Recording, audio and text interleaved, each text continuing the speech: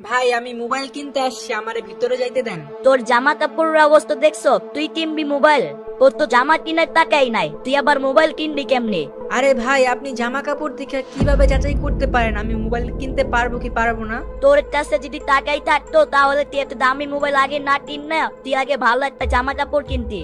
আচ্ছা তুই যখন এতই বলতেছ তাহলে তুই আগে দেখা তোর কাছে যে টাকা আছে। ভাই আমার কাছে তো টাকা নাই, আমি কিভাবে টাকা দেখাবো?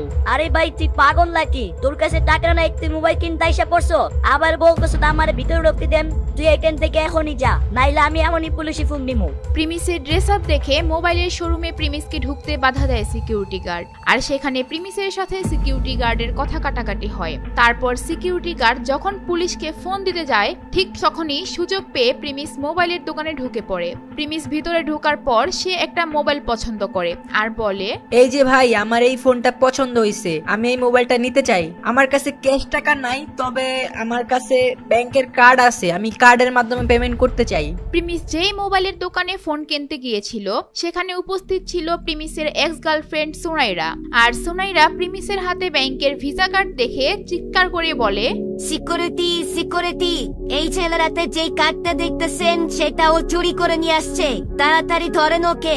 এরপর দুইজন সিকিউরিটি গার্ড প্রিমিসকে আটক করে এবং কিছুক্ষণ পর ওইখানে পুলিশ চলে আসে এবং প্রিমিসকে যখন ধরে নিয়ে যাবে ঠিক তখনই প্রিমিস বলে, আরে স্যার আপনাদের কোথাও ভুল হচ্ছে, এটা আমার কার্ড, আমি এটা চুরি করে নিয়ে আসি নাই। আপনারা বিশ্বাস না করলে আপনি ঢাকা নিউ সিটি ব্যাংকে ফোন দিয়ে জিজ্ঞেস করেন, কার্ডের উপর যে নাম্বার লেখা আছে ওটা দিয়ে জিজ্ঞেস করেন এই কার্ডটা কার। এরপর পুলিশ সাথে সাথে ব্যাংকে ফোন দেয়, আর যখনই পুলিশ ওই কার্ড নাম্বারটির কথা ব্যাংকের ম্যানেজারকে বলে, ব্যাংকের ম্যানেজার সাথে সাথে বলে দেয় এটা চৌধুরী গ্রুপের মালিকের ছেলে প্রিমিসের কার্ড। এবং প্রিমিসের আসল পরিচয় যখন পুলিশকে বলে তখন সাথে সাথে পুলিশ বলে, স্যার আমাকে মাফ করবেন, এটা আমার ডিউটি ছিল, আমি আপনাকে চিনতে পারি নাই স্যার, আপনি কিন্তু কিছু মনে করেন না। এগুলো শুনে তো প্রিমিসের এক্স গার্লফ্রেন্ড অবাক হয়ে যায় আর ভাবতে থাকে কে এই প্রিমিস, শহরের এত বড় ব্যাংকের কার্ডই বা কিভাবে পেল। এরপর সে মোবাইলের দোকানের সিকিউরিটি গার্ডগুলোও তার কাছে মাফ চায়। তারপর প্রিমিস ওইখান থেকে ফোন কিনে চলে আসে। আর এইদিকে বারেক মিয়া খান গ্রুপের আব্বাস খানকে ফোন দেয় আর বলে, আমি বারেক মিয়া বলতেছি, চৌধুরী গ্রুপের বারেক মিয়া। আমাকে একটু আগে চৌধুরী গ্রুপের ম্যানেজার কাশেম মিয়া ফোন দিয়েছিল, আপনাদের খান গ্রুপ নাকি কোয়েল গ্রুপের সাথে একটা ঝামেলা করতেছেন।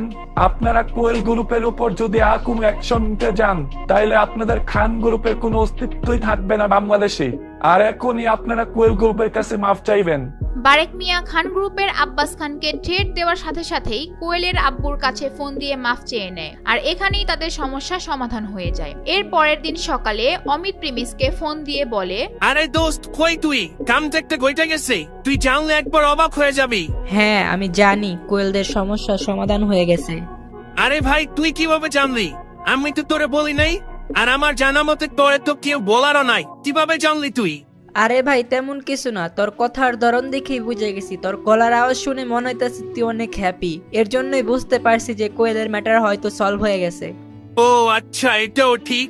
আচ্ছা শোন প্রিমিস, আজকে কোয়েলের সমস্যার সমাধান হওয়ার কারণে কোয়েল একটা পার্টি দিতেছে ওদের বাসায়, ওর সব ফ্রেন্ড আসবে আর তুইও আইসা পর, ওর বাসায় আসি আমরা। আরে না ভাই আমি যাব না, তোরা এনজয় কর, আমি অন্য একদিন যাব না, তোরা মজা কর।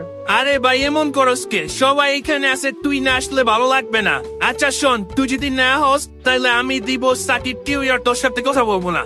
এরপর অমিত এটা বলে ফোন কেটে দেয়। প্রিমিস তো একেবারে ফেঁসে যায়, সে কি করবে বুঝতে পারছে না। সে ভাবে তার আবারও কোয়েলের বাসায় যাওয়া ঠিক হবে না, কারণ ওইখানে গেলে যদি আবার তাকে অপমান করে, কোয়েল তো আর জানে না যে তার এত বড় বিপদ এই প্রিমিসই সমাধান করেছে। এরপর প্রিমিস তার বন্ধুদের কথা ভেবে অপমান হবে জানা সত্ত্বেও কোয়েলের বাসায় হাজির হয়। তুমি এখানে, তুমি আবার আমার বাসায় আসছো? তোমার তো আমি দাওয়াত দেই নাই, তুমি কেন আসছো? আরে কোয়েল আমি আসতে বলছি, তুমি না বললা যে আমাদের সকল বন্ধুদের দাওয়াত দিতে, আর প্রিমিস তো আমাদের বন্ধুই হয়, ওকে আমি দাওয়াত দিছি, ও আসতে চায় না, আমি ওকে অনেক জোর করে নিয়ে আসছি। আচ্ছা ঠিক আছে, আয়শাই যেহেতু পড়ছো সোফায় গিয়ে বসো। এরপর কোয়েলের বন্ধুরা সবাই মজা করতে থাকে আর অমিত প্রিমিসের কাছে গিয়ে বসে। তারপর কোয়েলের এক বন্ধু কোয়েলকে জিজ্ঞেস করে, কিরে দোস্ত, তোদের সমস্যার সমাধান কিভাবে হইলো? আর বলিস না ভাই, খান গ্রুপের আব্বাস খান ও তার পোলা সাইম খান গতকালকে রাতে আমাদের বাসায় আইসা আমার আব্বুর কাছে হাত জোর করে মাপ চাইছে। হ্যাঁ ঠিক আছে, কিন্তু আমার মনে হয় না তোর আব্বু এত সহজেই প্রবলেমটা সলভ করতে পারছে। খান গ্রুপ তো ঢাকা শহরের অনেক বড় একটা কোম্পানি। খান গ্রুপ তো ঢাকা শহরের টপ 10 গ্রুপের একটা। আব্বাস খান তো অনেক পাওয়ারফুল একজন মানুষ, ওদের সাথে কারো গ্যাঞ্জাম লাগলে ওরা এত সহজে ছাইরা দেয় না। আর তুই বলতাছস তোর আব্বুর কাছে মাপ চাইলো, আমার মনে হচ্ছে এই জায়গায় অন্য কারো হাত আছে। তো আমাদের কোম্পানি কি এত ছোট নাকি? আমাদের কোম্পানি খান গ্রুপের চেয়ে অনেক বড় বড় কোম্পানির সাথে চলাফেরা করে। আমার আব্বু চাইলে খান গ্রুপের আব্বাস খানকে আমাদের অফিসের গার্ডের চাকরি দিতে পারে।